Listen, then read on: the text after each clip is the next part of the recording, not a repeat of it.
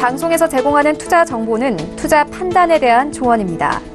방송에서 제공하는 주식의 가치, 가격 상승 및 가격 하락에 대해서는 방송사에서 보장하지 않습니다. 시청자 여러분 안녕하십니까. 오늘장 내일장 1부 출발하도록 하겠습니다. 서정덕입니다. 시장이 오늘도 상승 흐름 가져가고 있고요. 어제 분위기보다 더 좋아진 상황입니다. 전약 후강 장세, 전형적인 강세장의 모습을 오늘 보여주고 있는데요. 이 강세장이 기인하는 것은 수급입니다. 외국인의 수급 유효하고요. 여기에 기관의 기관의 수급까지 오늘 들어오면서 쌍끌이 매수가 양시장 모두 나오고 있는 상황입니다. 최근에 외국인의 매수가 좀 집중되고 있는 모습이 포착이 됩니다. 이 모습과 함께 우리 시장이 1차 저항 지지선을 일제히 뚫고 올라가는 모습들이 지금 포착이 되고 있는데 추세선 일단은 돌파를 했습니다. 코스피는 2135포인트, 코스닥은 700포인트를 지금 가볍게 돌파를 한 상황이고요. 안착까지 성공을 했습니다. 오늘도 같은 맥락 속에서 기관 투자자들 연기금이 어제 하루는 팔았지만 오늘은 다시금 매수를 하면서 지수 상승을 견인하고 있습니다. 거래소는 지금 어제 실적 발표가 있었죠. 현대차 그리고 오늘 실적 발표가 있었습니다. 기아차. 일단은 시장 예상치에 부합을 하지 못했고 기아차 같은 경우에는 잠시 뒤에 헤드라인 뉴스로 전해드리겠지만 기저효과에 따른 영업이익의 증가 부분이지 차량 판매 대수가 증가하거나 기업 사정이 나아진 것은 아니다라는 이야기가 나오면서 일제히 하락합니다. 여기에 따라서 운송장비 업종이 빠지고 있지만 나머지 종목들은 전체적으로 선방을 하고 있고요. 코스닥은 시총 상위주들 대다수가 오늘도 상승하면서 선전하고 있는 모습입니다. 정리하자면 시장의 이슈는 그대로입니다. 미국의 셧다운, 이번에도 민주당의 의견, 트럼프 대통령의 의견 전부 다 부결됐습니다. 그러다 보니 역대 최장기간 또 갱신을 하고 있는 상황이고 미중 간의 무역 분쟁 더 이상의 진전도 없는 이슈입니다. 그러다 보니 시장의 리스크는 여전한 상황입니다. 이 이슈 안에서 지금 실적 장세 그리고 덜 오른 혹은 많이 빠진 종목 위주로 섹터 순환매가 빠르게 돌아가고 있는 상황입니다. 새로운 테마도 하루가 다르게 계속 만들어지고 있는 상황인데 현 시점에서 어떤 대응 방향성이 유효할지 그리고 한 주간의 시장을 마무리 어떻게 하면 좋을지 오늘장 내일장 금요일장 만나보시길 바랍니다. 헤드라인 뉴스부터 전해드립니다. 소비자 심리는 2달 연속으로 개선이 됐습니다. 하지만 경기를 비관적으로 바라보는 소비자는 여전히 우세한 것으로 나타났습니다. 한국은행의 소비자 동향조사 결과를 보면 이번 달 소비자 심리지수는 97.5포인트로 한 달 전보다 0.6포인트 올랐습니다. 주택가격 전망 지수는 91포인트로 관련 통계를 작성하기 시작한 지난 2013년 1월 이후 역대 최저치로 떨어졌습니다. 전해드린 대로 미국 연방정부 셧다운 사태를 해결하겠다며 트럼프 대통령과 민주당이 제출한 2개의 예산안 모두 부결됐습니다. 미 연방상원은 현지 시간으로 24일 전체 회의에서 트럼프 타협안 또 민주당 안을 차례로 표결에 붙였는데 두 예산안 모두 가결 정족수 60표에 못 미쳐 부결됐다고 밝혔습니다. 미 의회 전문 매체 더 힐은 34일째를 맞은 셧다운 사태가 다시 다음 주로 넘어가게 됐다며 셧다운 전국이 언제 해소될지가 불투명하다고 보도했습니다. 미국이 다음 주로 예정된 중국과의 장관급 무역 협상을 앞두고 중국의 환율 개입 문제를 다시 제기하며 중국의 양보를 압박하고 나섰습니다. 스티븐 무누신 미국 재무부 장관은 오늘 미중 무역 협상과 관련해 환율은 언제나 논의의 일부였고 협상 의제 목록에도 있다고 말했습니다. 트럼프 행정부는 다른 무역 상대국들과의 협상에서도 환율 개입 방지 조항을 강요해왔는데 북미 자유무역협정, 나프타를 대체한 미국, 멕시코, 캐나다 협정에 환율 개입을 제한하는 조항을 삽입한 상태입니다. 기아자동차의 지난해 영업이익 기저효과로 75% 가까이 늘어났습니다. 기아차는 지난해 영업이익이 1조 1,575억 원으로 전년에 비해 74.8%가 늘었는데 이는 2017년 통상임금 비용 반영에 따른 기저효과 때문이라고 설명했습니다. 실제로 기아차의 매출은 54조 1,698억 원으로 1년 전보다 1.2% 증가하는 데 그쳤습니다. 코스피부터 만나보도록 하죠. 자, 2175포인트대까지 뚫고 올라갑니다. 오늘 하루 만에 30포인트 뚫고 올라가면서 1차 저항선 그대로 뚫고 올라갔고요. 다음 매물대를 향해 달려가고 있습니다. 일단 작년에 코스피가 1년간의 고점 대비해서 워낙에 많이 빠졌기 때문에 연초에 충격도 좀 있었고요. 올라갈 때 오늘같이 시원하게 좀 올라줍니다. 1.42% 올라가고 있고요. 기관 외국인 쌍끌이 매수인데 하루간의 흐름 정리합니다. 보시면 전약 후강장세 전형적인 강세장의 모습을 보이고요. 일단 장 초반부터 상승 출발을 했는데 상승폭을 지속적으로 지금 키워나가고 있는 모습 포착이 됩니다. 다음 살펴보도록 하죠. 자, 기관 외국인 쌍끌이 매수고 보시다시피 외국인의 매수 물량 6천억 원 가까이 됩니다. 어마어마한 물량을 외국인이 오늘 시장에서 매수하고 있고요. 기관도 1,004억 원이나 삽니다. 자, 기관 투자자 가운데에서는 금융투자 연기금 사는데 연기금이 307억 원 사줍니다. 개인 오늘 6,723억 원 어마어마하게 개인은 차익 실현을 하고 있는 상황입니다. 다음 살펴보도록 하죠. 자, 시총 상위주들 보시면 삼성전자, SK하이닉스 놀랍습니다. 3.72%, 4.82% 올라가는데 좀 운송장비 업종과 비교가 되죠. 삼성전자와 SK하이닉스는 고점 논란 그리고 반도체 업황 논란이 지속적으로 나왔었고 실제로 4분기 실적이 좋지 못했는데도 불구하고 실적 발표 이후에 눌렸던 주가가 다시 올라옵니다. 하지만 현대차 보시면 실적이 나오기 전까지는 수소차 이슈나 여러 가지 주가가 저점이다라는 이야기로 저점 매수가 유효했는데 막상 실적이 나오고 나니 주가 어제도 눌림목이 좀 나왔고요. 오늘도 이 거래일째 나오고 있는 상황입니다. 하지만 지난 분기 3분기 실적 발표 때보다는 훨씬 양호한 상황입니다. 삼성바이오로직스도 소폭 상승하네요. 다음 살펴보도록 하죠. LG화학, 셀트리온, 포스코 올라갑니다. 그리고 삼성물산과 SK텔레콤은 쉬어가고요. 다음 살펴보면 자, 이번에도 상승 종목이 조금 더 많이 보입니다. 네이버, 한국전력, 신한지주, KB금융 올라갑니다. 그리고 현대모비스는 2.33%. 일단 운송장비, 현대차 관련 종목들은 모두 다 오늘 일제히 하락하는 모습입니다. 코스닥 시장 넘어가 보도록 하죠. 711포인트대까지 올라갑니다. 코스닥도 710포인트 뚫고 올라갔습니다. 하루간의 흐름 정리합니다. 자, 보시다시피 705포인트대부터 711까지 쭉 올라옵니다. 일단 장 초반에도 지금 705포인트 괜찮게 출발을 해서 711까지 쉼없이 올라오는 상황입니다. 수급 주체 보시면 마찬가지로 쌍끌이 매수 유효합니다. 외국인 기관 매수하고요. 외국인이 역시나 더 많이 삽니다. 기관은 전 주체가 조금씩 담고 있고 개인은 713억 원 매도합니다. 상승장에서 개인들은 모두 현재 차익 실현 매물들이 쏟아져 나오고 일단 특히나 전기전자 업종에 투자한 개인 투자자들이 최근에 많았다라는 통계가 나왔는데 전기전자 업종이 최근에 올라올 때마다 개인들은 이렇게 매도하는 모습들이 확인이 됩니다. 다음 살펴보도록 하죠. 시총 상위주들입니다. 셀트리온 헬스케어부터 포스코캠텍까지 전 종목 빨간불 기분 좋게 켜주고 있고요. 포스코캠텍이 그동안 주가가 좀 많이 눌렸었는데 오늘 시원하게 올라갑니다. 6.68%나 상승하고 2차전지 관련 종목들 수소차에 밀려서 최근에 휘청휘청했는데 오늘 일제히 반등 나옵니다. 셀트리온 헬스케어 어제 이어서 2거래일 연속으로 올라오고요. CJENM도 상승폭을 소폭 키워갑니다. 다음 살펴보도록 하죠. 6위부터 10위 종목들입니다. 메디톡스 50만원 초반대까지 빠졌었는데 지지받고 다시 올라오네요. 펄어비스, 스튜디오 드래곤, 코오롱 티슈진까지 모두 상승합니다. 특히나 펄어비스 20만원 단숨에 회복합니다. 11위부터 15위 종목들도 체크하겠습니다. 아난티가 2거래일 연속으로 빠집니다. 일단 짐 로저스 이슈가 그저께 왔었죠.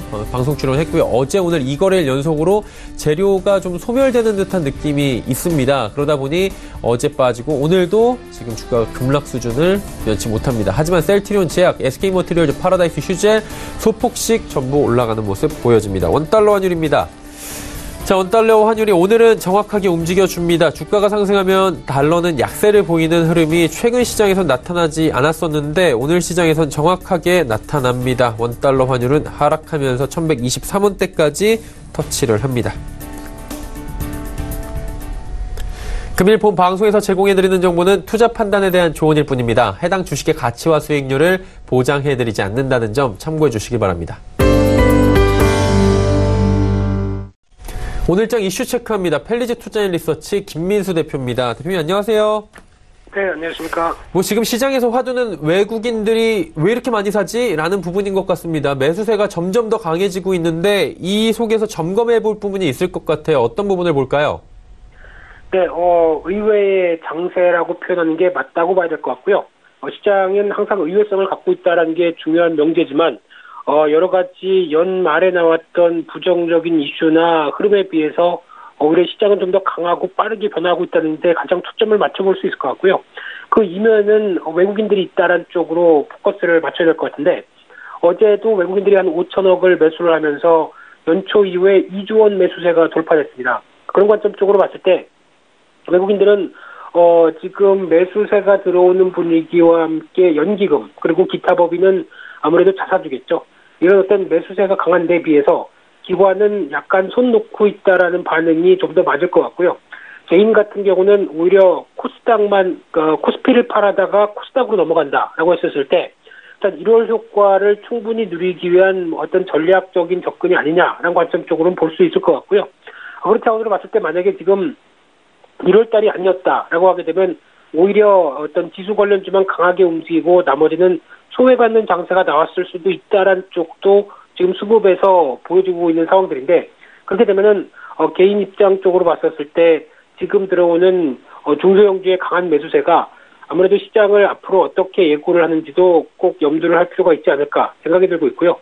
그러니까 외국인들 입장 쪽으로 봤을 때 작년 하반기에 좀 급하게 신흥국 관련돼서 매도세가 강하게 이어지면서 비중을 좀 축소시켰다가 그러고 모아서 나와봤더니 오히려 좀 많이 판 게 아니냐라는 관점들. 그래서 상대적으로 가벼워진 어떤 바스켓이라고 봐야 될 것 같고요. 거기는 영양권 쪽에서 매수를 다시 담아가는 현상, 이런 쪽이 포커스를 맞춰줄 수 있는 그런 부분이 아닐까 생각되고 있는데, 또 그 이면은 아무래도 그 달러와의 강세 기조가 꺾였다는 부분들이 나오고 있고요.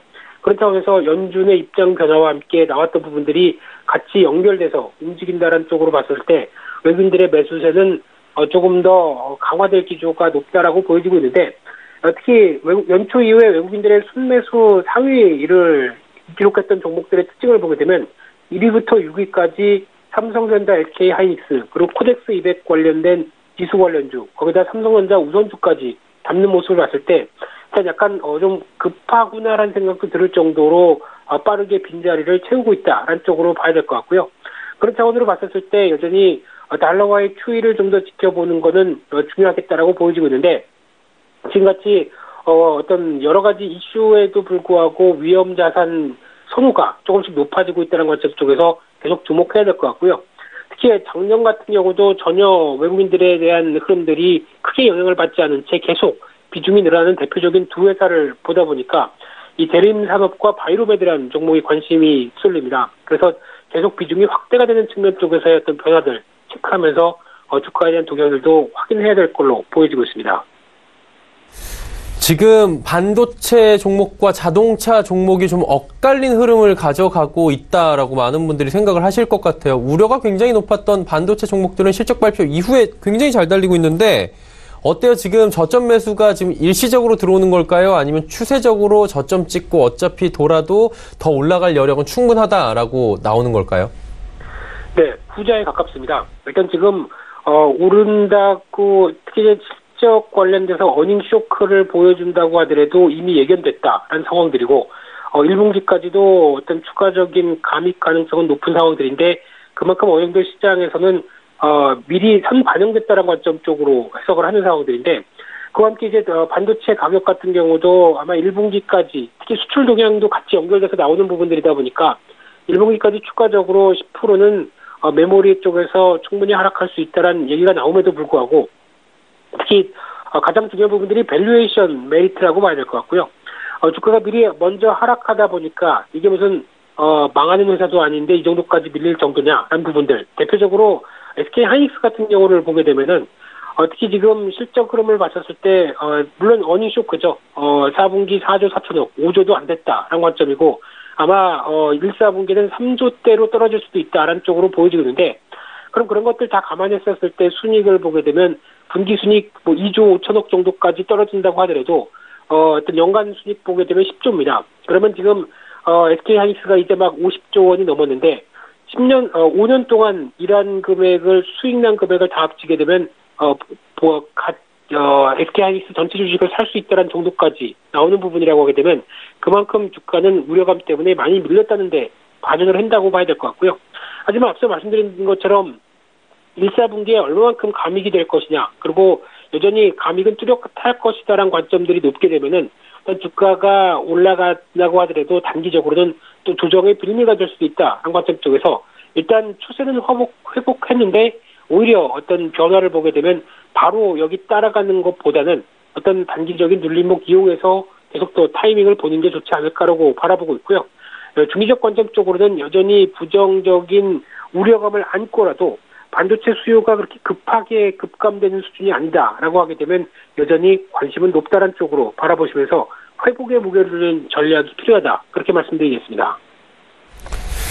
네, 알겠습니다. 반도체 업종 한 가지만 좀 여쭤보면 안 될까요? 지금 현대차, 기아차 영업이익 발표했는데 사실 현대차 어닝 쇼크 수준이고요. 기아차도 기저 효과 때문에 지금 올라간 거지 사실 올라간 게 아니다라는 이야기를 저희가 전해드리기도 했는데 주가는 많이는 안 밀립니다. 지난 3분기에 실적 발표했을 때 9만 원 초반대까지 밀려 내려갔었는데 이거 어떻게 보는 게 좋을까요? 운송 장비도 좀 저점 찍고 다시 돌만한 소재는 충분할 것 같은데요.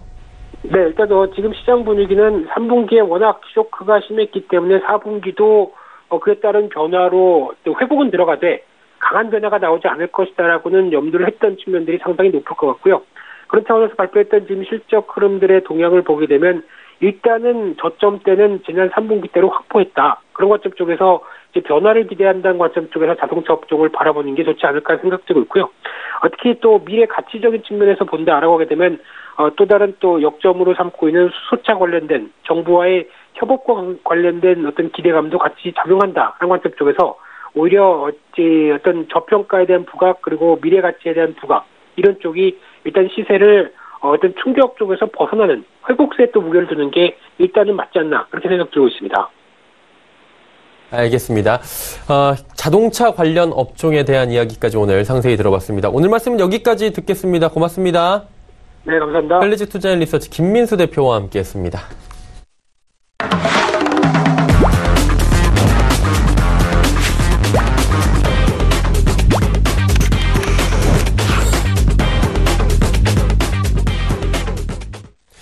자, 마켓 리더들과 함께하는 시간 이슈칼럼 시간입니다. 오늘은 미중산업경제연구소 조용찬 소장 연결돼 있습니다. 소장님 안녕하세요. 예, 안녕하십니까. 셧다운 사태가 해결의 기미가 절대 보이질 않는다. 이런 얘기들이 지금 나오고 있습니다. 지금 두 가지 안이 모두 지금 하원에서 부결이 됐다라는 얘기가 나왔는데 이거 언제쯤 실마리가 좀 보일까요?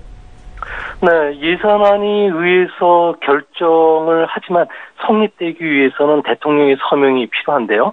대통령은 거부권을 행사할 수 있기 때문에 여야뿐만 아니라 대통령이 모두 납득할 수 있는 타협점을 찾아야 됩니다. 교착 상태를 타개하기 위해서는 트럼프 대통령 같은 경우는 두 가지 선택 방안이 있는데요. 국가 비상사태를 선포하는 방안입니다. 이럴 경우에는 정치적 대치가 장기화되기 때문에 값비싼 대가를 치러야 된다는 점에서는 백악관이 쉽게 꺼낼 수는 없는 거로 보여지고요. 트럼프가 민주당이 요구하는 수용안을 수용해서 타협안을 의회에 제출하는 경우인데요. 이 경우에는 시민권과 같은 영구적인 조치와 관련된 다카와 좀 진일보된 타협안을 제출해야 됩니다. 결국 이번 주에는 회의가 없다는 점에서는 다음 주까지 그러니까 1월 달까지도 협상 타결이 불가능한데요. 앞으로 타협안이 만들어지고 이거와 관련된 협상이 소요되고 법률적인 조치까지 들어간다면 3, 4주 정도가 더 걸릴 것으로 보입니다. 이 때문에 빨라야 2월 말이나 3월 초쯤 해결이 되지 않을까 보여지고요. 또 트럼프 입장에서는 정치적 대가가 클 수 있는 타협안들과 관련해서는 지금 계속 거부하고 있기 때문에 셧다운 사태는 좀 장기화될 가능성이 크지 않나 보여집니다. 셧다운 사태가 생각보다 지금 길어지고 그 생각보다도 더 길어지고 그리고 더 길어지다 보니 예측하지 못한 변수들이 지금 시장에서 나오는 것 같습니다. 경제의 악영향은 분명한 소재인데 어느 정도의 영향이 올까요? 네, 미국에서는 법률상 월급을 주지 못하면 직원을 고용할 수가 없습니다. 이 때문에 80만 명 중에 일부 공무원들이죠. 공항 보안 검사라든지 형사 업무와 관련된 수사 같은 경우에는 거의 무급으로 일을 하는 정도인데요. 이 때문에 공무원들 같은 경우에는 임대료라든지 모기지 상환에 지금 상당히 어려움을 겪고 있고요.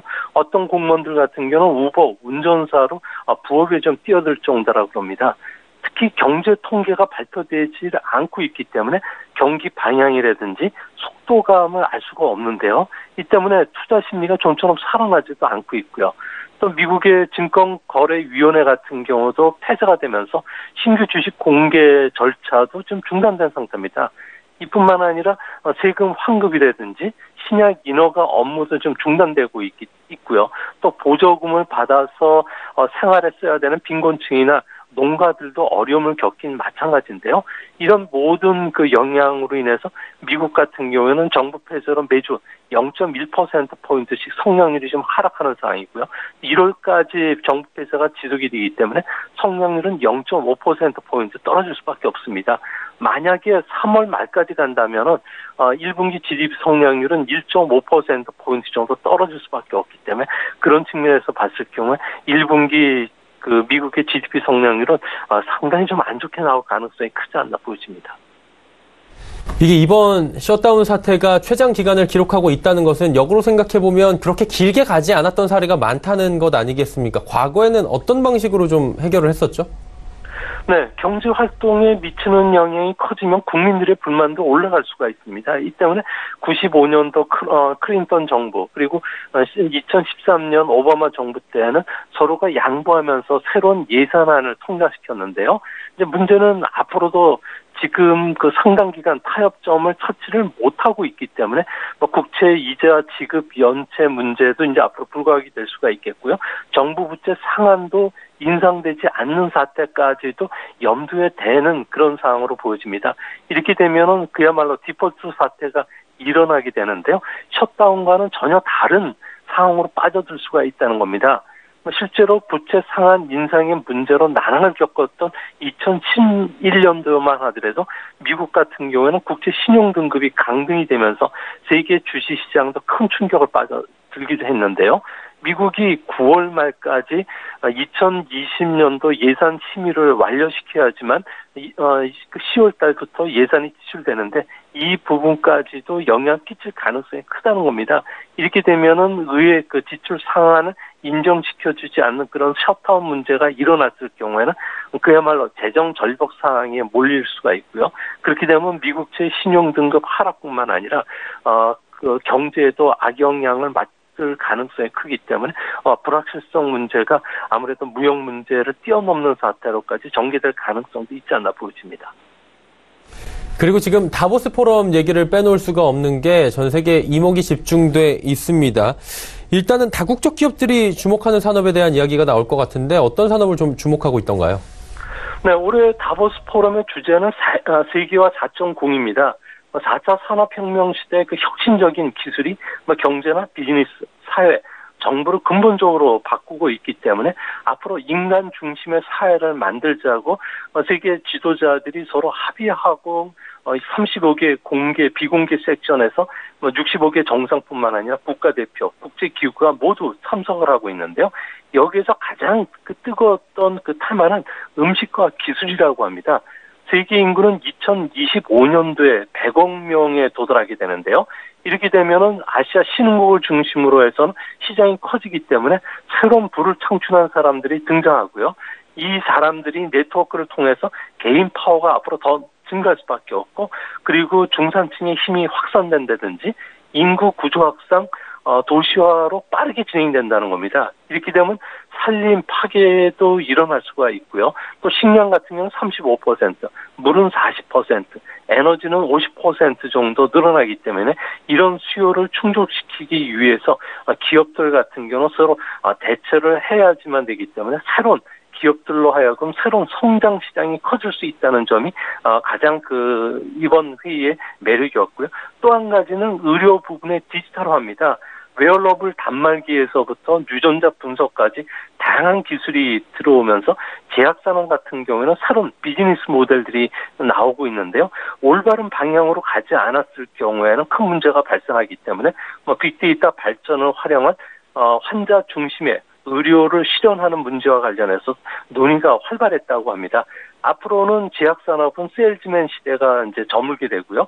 채팅 보급이라든지 자동화 시대에 들어가는 만큼 의료용 AI, 또 의료 데이터 보호, 그리고 심전도 혈당을 체크해주는 웨어러블 기계, 그리고 다양한 소프트웨어 같은 부분이 도입이 될 것으로 보여지기 때문에 아무래도 제약 시장뿐만 아니라 사회 전반적인 큰 변화가 아마 주식 시장에도 크게 찾아올 가능성도 있지 않을까 보여집니다.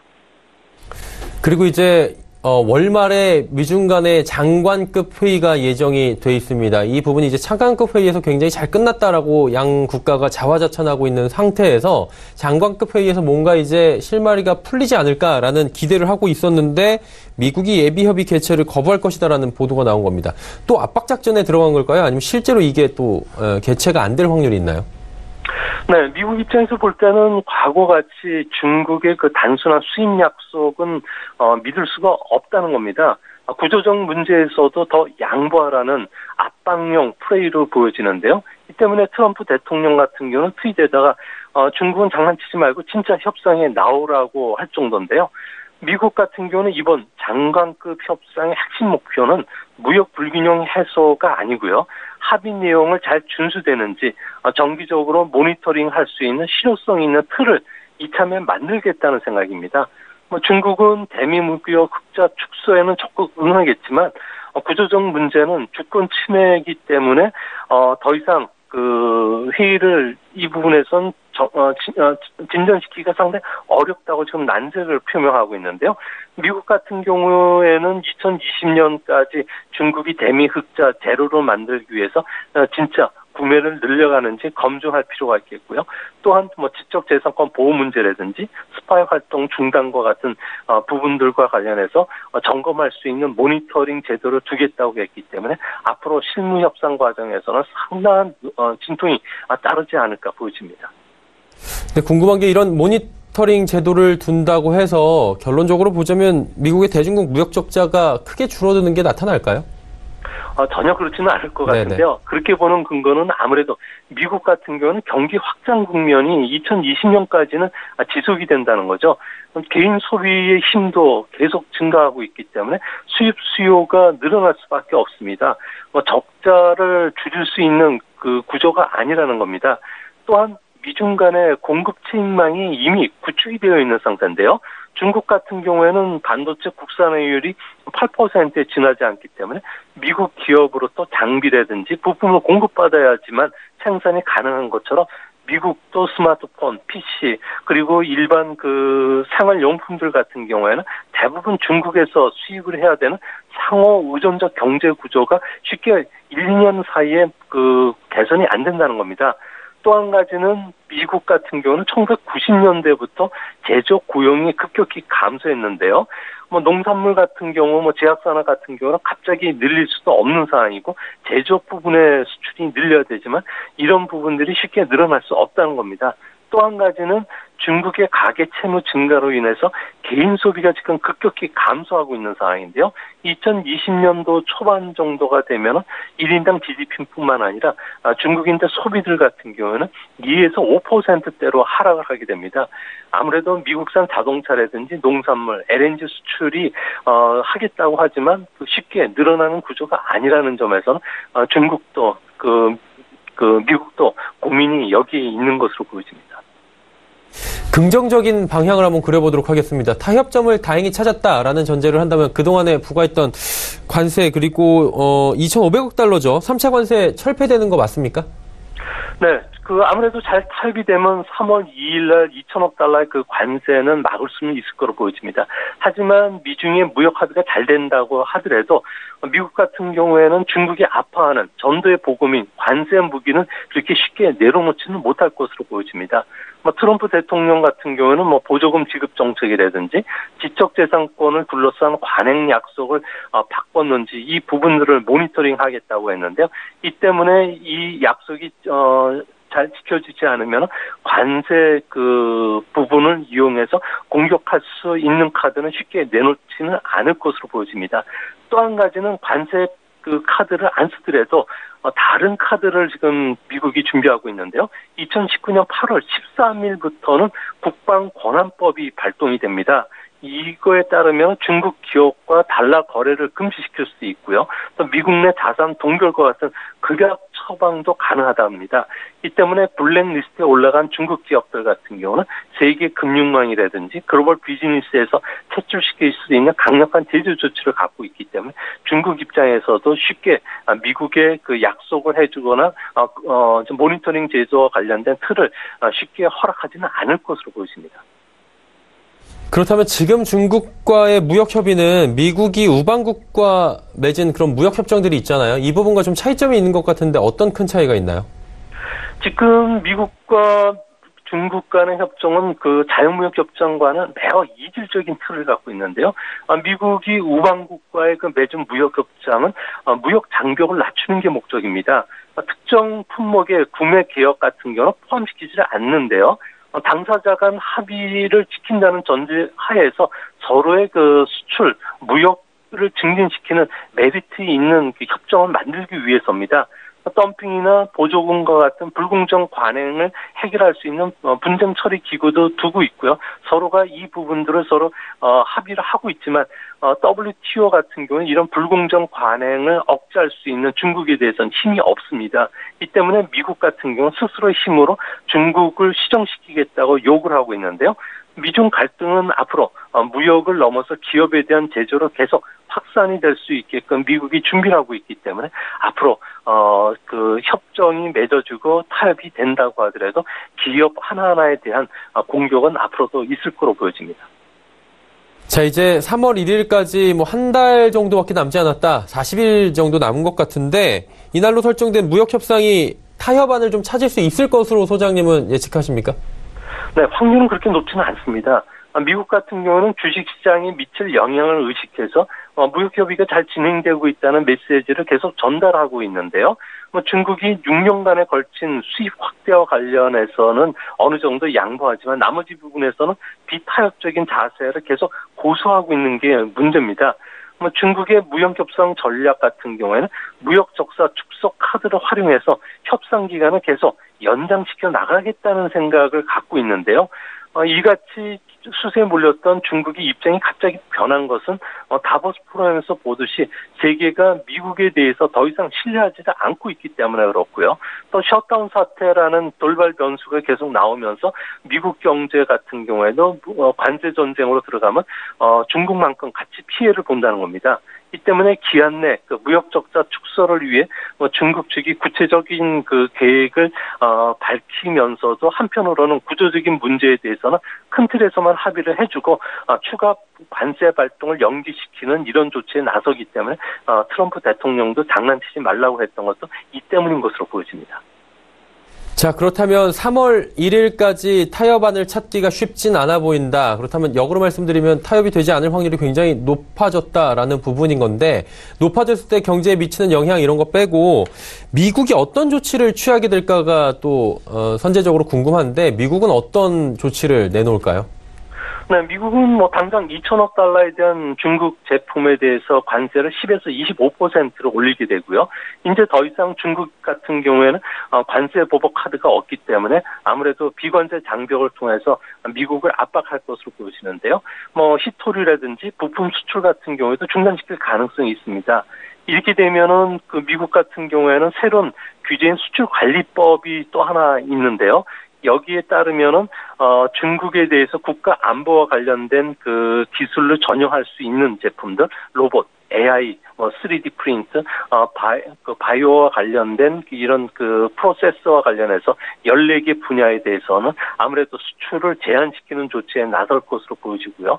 또한 이렇게 그 양국 간의 비관세 장벽을 통한 그 전쟁이 치열하게 벌어진다면은 아무래도 그 현재 중국에서 하이테크 제품의 생산이 급감하듯이 세계 공장인 중국의 생산 감소로 인해서 우리나라의 반도체를 비롯한 첨단 기술 제품에 대한 그 부품에 대한 수출도 막힐 수가 있기 때문에 우리나라 경제에도 앞으로는 본격적인 영향을 좀 끼치지 않을까 생각이 됩니다. 네, 알겠습니다. 미중 간의 무역 협상 사실 3월 1일까지 얼마 남지 않았는데 짧은 기간 동안에 일어날 수 있는 변수까지 짚어봤습니다. 오늘 말씀은 여기까지 듣겠습니다. 고맙습니다. 네, 감사합니다. 미중산업경제연구소 조용찬 소장이었습니다.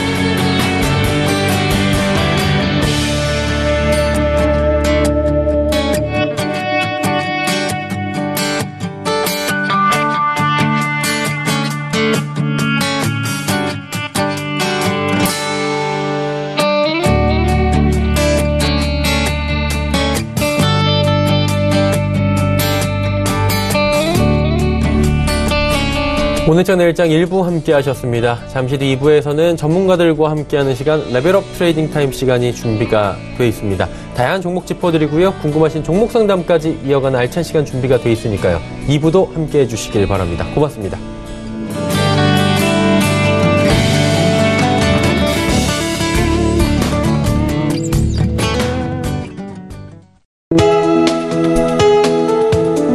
방송에서 제공하는 투자 정보는 투자 판단에 대한 조언입니다. 방송에서 제공하는 주식의 가치, 가격 상승 및 가격 하락에 대해서는 방송사에서 보장하지 않습니다.